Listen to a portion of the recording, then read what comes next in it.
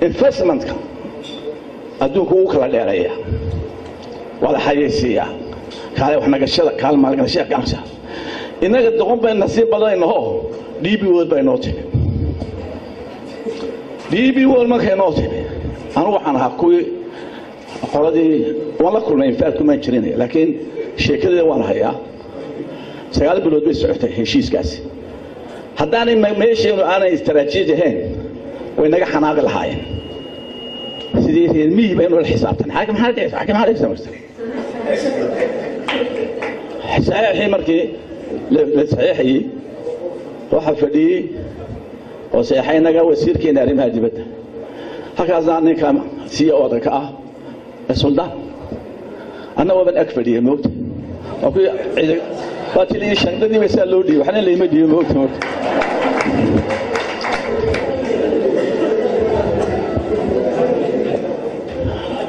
اسفهم باكري نيا الصومالية وهذا لذا أنا كوك قلي 2013 اسطنبول أنا كوك قلي دولتي حسن شيخ وفدي جوهري يبغى waxaan ugu heshiinay in wixii horumara in la siyaasadeen Toyota la raaciyo new deal kii loo sameeyay Bruce lagu sameeyay Soomaaliya loo sameeyay inaga waxa la raacay qodobkaas magaca loo sameeyay special arrangement for Somaliland Toyota lagu sameeyay dekada badalaha halkeeda ma ku yimaaday DB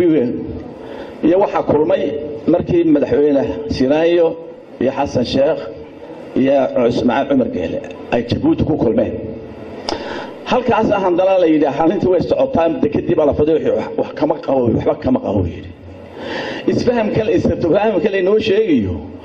oo atoosh inuu bedelay uu saxiix Xasan Sheekh atoosh inay raac BBC ka shaqeeyo reer waamooda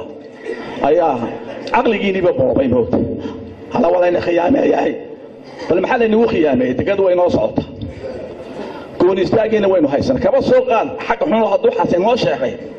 ما ينخسرني سدتين إنه مصعود سد كدين مصعونه